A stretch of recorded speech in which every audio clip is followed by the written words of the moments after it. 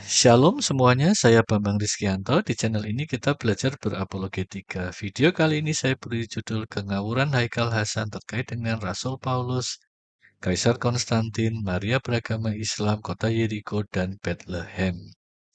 Bagi rekan-rekan, mohon sekiranya bisa mengunjungi channel saya di Bambang Rizkyanto. Jika dirasa video saya bermanfaat, sekiranya bisa subscribe, share, like, dan komen. Terima kasih sebelumnya. Satu Romawi saya akan menyinggung sedikit logical fallacy, yaitu adalah ad hominem. Apa itu ad hominem? Ini adalah upaya menyerang lawan debat dengan mengabaikan substansi pendapat dari pihak lawan debat tersebut. Serangan yang dilakukan justru mengarah pada karakter pribadi dari lawan debat itu sendiri. Yang diserang bukan argumennya, melainkan orang yang mengemukakan argumen tersebut. Nah, di sini saya akan perlihatkan bagaimana Haikal Hasan itu justru malah mengolok-ngolok Elia. Ngawur tuh anak. Kalau ketemu saya, gue lalap itu anak bener. Gue lalap beneran tuh anak. Nggak ngerti apa-apa tentang Kristen, ngaku cerita tentang Kristen. Tanya dia udah pernah baca Injil sampai habis belum? Tanya. Patut disayangkan memang karena Haikal Hasan melakukan ad hominem ya, sesuatu yang seharusnya tidak dilakukan oleh seseorang yang memiliki tingkat akademisi yang tinggi. Dua, membahas pernyataan Haikal Hasan. Satu, terkait dengan Rasul Paulus dan Konstantin. Yang bilang Yesus lahir di Bethlehem adalah cerita Konstantin, cerita Paulus. Oke, jadi yang bilang bahwa Yesus lahir di Bethlehem adalah Konstantin dan Paulus. Kita lihat dulu terkait Paulus ya. Bethlehem itu dalam Perjanjian Baru disebutkan sebanyak 8 kali. Matius 5 kali, Lukas 2 kali, dan Yohanes 1 kali. Ini adalah daftar ayatnya, nanti bisa Anda lihat sendiri. Jadi kesimpulannya adalah tidak sekalipun Rasul Paulus itu menulis Bethlehem sebagai kota kelahiran dari Yesus. Jadi patut dipertanyakan kepada Haikal Hasan ya. Mungkin dia bisa menyebutkan, Rasul Paulus menyebutkan kota Bethlehem itu di surat Rasul Paulus yang mana. Kemudian yang kedua terkait dengan Kaisar Konstantin, Bethlehem itu sudah disebut jauh sebelum Konstantin lahir. Ini sudah saya bahas di video saya sebelumnya. Rekan-rekan bisa melihat langsung di video ini. Saya hanya mengutipkan sedikit ya time frame Bethlehem versus Timur Yerusalem. Kita tahu Yesus lahir antara tahun 4 hingga 6 sebelum Masehi. Kemudian penyebutan Bethlehem sebagai lokasi kelahiran Yesus itu sudah disebutkan dalam Injil Matius dan Lukas. Ini antara tahun 60 hingga 80-an. Kemudian disebutkan juga di Protoevangelium Yakobi antara tahun 150-an. Disebutkan juga oleh Justinus Martir antara tahun 160-an. Disebutkan juga oleh Origen antara tahun 248. Sementara Kaisar Konstantin membangun gereja di Bethlehem itu adalah inisiasinya mungkin sekitar tahun 326, pembangunan fisiknya mungkin sekitar dimulai tahun 330. Jadi yang menyebutkan bahwa Yesus lahir di Bethlehem itu sebetulnya bukan Paulus, juga bukan Konstantin. Dua, Haikal Hasan menyebutkan Bethlehem di utara Yerusalem. Makanan Sarqiyah ke sebelah timur, batal Bethlehem. Bethlehem itu di utara. Nah, ini saya tunjukkan peta. Jadi kalau ini Yerusalem, Bethlehem itu adanya di selatan dari Yerusalem, bukan di utara Yerusalem sebagaimana yang tadi disampaikan oleh Haikal Hasan. Saya tidak tahu apakah Haikal Hasan memang tidak tahu tentang hal ini atau dia hanya salah ngomong, yang dimaksud harusnya selatan, tetapi yang terucap adalah utara. Tiga, Haikal Hasan menyebutkan Injil Korintus juz 2 dan juga salju. Injil Korintus juz yang kedua. Coba lihat Korintus 2. Ayat yang berapa tuh? 14 apa? Itu Nabi Isa lahir ketika bulan purnama dan bintang gemintang. Terus saljunya nggak ada. Kenapa? Karena bintang kelihatan. Kalau musim salju nggak mungkin ada bintang. Tidak ada informasi kelahiran Yesus di Injil Korintus juz kedua. Sebetulnya penyebutan Haikal Hasan tadi itu juga sudah konyol ya, karena orang Kristen jelas tahu bahwa Korintus itu bukan Injil. Korintus itu adalah surat kiriman ya dari Rasul Paulus. Apalagi juga disebutkan juz kedua. Tadi disebutkan oleh Haikal Hasan di dalam Korintus itu Yesus lahir pada saat bulan purnama dan bintang gemintang.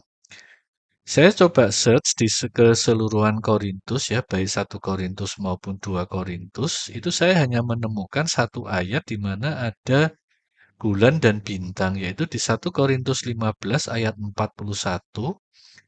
Kemuliaan matahari lain daripada kemuliaan bulan, dan kemuliaan bulan lain daripada kemuliaan bintang-bintang, dan kemuliaan bintang yang satu berbeda dengan kemuliaan bintang yang lain. Dan kalau kita baca keseluruhan perikopnya, 1 Korintus 15 ini tidak berbicara mengenai kelahiran Yesus. Jadi saya tidak tahu lagi ya, dari mana Haikal Hasan mengutip bahwa di dalam surat Korintus disebutkan kelahiran Yesus di bulan purnama dan adanya bintang gemintang. Saya rasa Haikal Hasan harus mengklarifikasi ini ya. Dia harus sebutkan yang dia maksud itu adalah 1 Korintus atau 2 Korintus, kemudian pasal berapa dan ayat berapa, supaya apa yang dia sampaikan itu tidak menjadi hanya sekedar, mohon maaf ya, omong kosong belaka. Kemudian tentang salju di Bethlehem, kenapa saya harus membahas ini? Karena ini adalah menjadi satu keberatan dari banyak pihak yang menyatakan bahwa tidak mungkin Yesus lahir di bulan Desember, karena di bulan Desember itu Bethlehem akan ditutup dengan salju. Jadi tidak mungkin akan ada gembala yang mengembalakan domba di bulan Desember. Ini kita coba lihat iklim di Bethlehem ya. Jadi musim dingin di Bethlehem itu dimulai dari mid-Desember. Januari adalah bulan yang paling dingin dengan temperatur itu bisa mulai dari 1 sampai 13 derajat Celcius. Kita tahu bahwa salju itu memang baru akan muncul pada saat temperatur udara itu mendekati 0. Nah, ini kita lihat data iklim di kota Bethlehem. Kalau di bulan Desember itu memang suhunya antara 7 sampai 14. Di bulan Januari ini suhu rata-rata memang antara 5 dan 12, tetapi tadi disebutkan dia bisa turun sampai ke sekitar 1 derajat Celcius. Kemudian average snowy days ya, jadi rata-rata hari di mana turun salju, itu memang di bulan Desember hanya disebutkan 1 hari. Bulan Januari juga 1 hari, bulan Maret ini juga 1 hari. Jadi apakah ada salju di Bethlehem? Ada. Apakah sering? Tidak. Nah, ini saya coba tampilkan rekaman malam menjelang Natal itu di Bethlehem. Ini Christmas Eve in Bethlehem, and Christmas Eve itu artinya adalah malam menjelang Natal, berarti ini adalah tanggal 24 Desember. Anda lihat di sini praktis tidak ada salju. the choir sing carols. Ini kondisi malam hari di tanggal 24 Desember 2017 di Menger Square. Terlihat juga memang tidak ada salju. Berikutnya ini adalah dari tahun 2020. Is having its best year in 2 decades. Ini saya kutipkan dari Al Jazeera ya. Ini adalah Church of Nativity. Anda lihat di sini juga tidak ada salju. Orang bisa beraktivitas dengan bebas di luar. Kemudian dari tahun 2021. I am in Bethlehem. I am in a cafe on the Manger Square. It is very busy. I think there are. Anda lihat di sini ya, kondisinya juga tidak ada salju. Yang terakhir dari tahun 2022.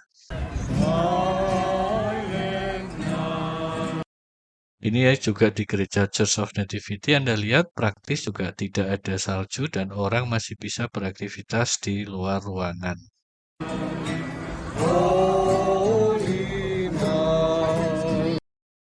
Kemudian keempat, Haikal Hasan menyebutkan kota Yeriki, kota plekek. Kenapa nggak disebut Jericho? Nanti orang ganti Jeriki. Tuh Quran salah gitu. Entah diganti kotanya. kota pelekek. Dan orang bilang lagi tuh Quran salah. Bagi saya ini memprihatinkan ya, karena argumen yang disebutkan tadi ya, Quran tidak menulis Yeriko karena toh akan dicari-cari kesalahannya. Jadi ini adalah satu bentuk logical fallacy, sesat berpikir yang disebut assumption-based argumentation atau argumentasi yang hanya berdasarkan pada praduga. Karena toh akan dicari kesalahan, itu kan hanya praduga. Nah, saya akan sedikit informasikan ya, bahwa kota Yeriko itu bukan hanya diketahui oleh orang Kristen, dan catatan keberadaan kota Yeriko itu sudah ditulis oleh non-Kristen. Ini saya kutipkan dari Holman Illustrated Bible Dictionary. Tampaknya ini adalah kota tertua di dunia. Bangunan paling awal yang bisa dikenali di lokasi ini bertarik kira-kira dari sekitar 9250 sebelum Masehi berdasarkan tes radiokarbon. Nah, saya coba kutipkan aja nih dari Strabo. Di sini sudah disebutkan nih of the plains of Jericho. Dan di buku ini Strabo pun sudah menulis kota Yeriko itu sebanyak 5 kali. Jadi bagaimana mungkin nama kota Yeriko ini nanti akan diselewengkan oleh umat Kristen hanya demi untuk menyalahkan Al-Quran bahwa oh itu bukan kota Yeriko tapi kota Yeriki. Oh itu bukan kota Yeriko melainkan kota Plekek. Bahkan di dalam Alkitab pun Yeriko itu sudah disebut kira-kira 60 kali dalam Alkitab baik PL maupun PB. Jadi ini mulai dari kitab Taurat hingga kitab Yeremia, kemudian di Perjanjian Baru juga ada di Matius hingga surat Ibrani. Berapa banyak dokumen dengan tulisan nama Yeriko yang harus dirubah menjadi Yeriki atau menjadi Plekek. Jadi makanya inilah parahnya pada saat seseorang menggunakan argumentasi berdasarkan asumsi. Kemudian kelima, Maria beragama Islam. Maryam agamanya apa? Islam. Kalau kita melihat catatan sejarah ya, Maria itu hidup kira-kira di akhir abad pertama sebelum Masehi hingga pertengahan abad pertama Masehi. Sementara Islam sebagai agama yaitu baru ada di sekitar tahun 610 Masehi pada saat Nabi Muhammad mulai menerima wahyu ilahi. Kemudian nomor 6, Haikal Hasan menyatakan Bethlehem bukan tempat lahir Yesus. Kenapa? Karena Bethlehem bukan tempat lahirnya Yesus. Saya tertarik untuk melakukan cross-check terhadap apa yang dikatakan oleh tafsir. Di sini saya masuk ke website islamicwest.net. Di sini bisa dilakukan download terhadap buku-buku Islami. Di sini saya download untuk tafsir Al-Qurtubi. Ini adalah hasil downloadnya ya. Anda lihat tafsir Al-Qurtubi jilid 11. Saya cross-check itu adanya di halaman 246.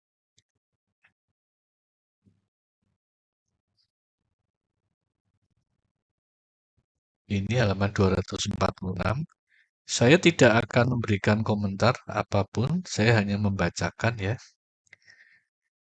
Yakni menjauhkan diri ke tempat yang jauh karena kehamilan itu. Ibnu Abbas mengatakan ke ujung lembah, yaitu lembah Bait Lahem atau Bethlehem. Saya masih coba melakukan cross-check terhadap apa yang ditulis oleh Ibnu Katsir dalam buku Kisah Para Nabi, halaman 664. Saya di sini juga tidak menafsirkan, saya hanya membaca ya. Kisah pertumbuhan dan pendidikan Isa pada waktu kecilnya. Sebagaimana yang telah kami jelaskan sebelumnya bahwa Isa putra Maryam dilahirkan di Baitul Lahem, suatu tempat yang dekat dengan Baitul Maqdis. Dan hadis di atas menjadi dalil yang menunjukkan bahwa tempat lahirnya adalah Baitul Lahem, sebagaimana yang telah kami kemukakan. Kemudian nomor 7, Haikal Hasan dengan lantang menyatakan bahwa Quran menyebut Yeriko. Al-Quran tidak. Al-Quran bilang Yesus lahir di Jericho. Quran bilang Jericho. Kemudian setelah Haikal Hasan memberikan paparannya secara panjang lebar, yang dia katakan di kemudian adalah Jadi Quran tidak menyebutkan spesifik nama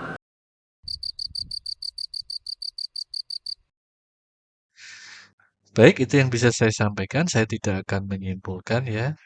Silahkan rekan-rekan untuk menyimpulkan sendiri-sendiri. Jika rekan-rekan merasa video saya bermanfaat, mohon sekiranya bisa mengunjungi channel saya di Bambang Rizkyanto dan sekiranya bisa melakukan subscribe, share, like, dan komen. Sekian dan terima kasih. Tuhan memberkati kita semua.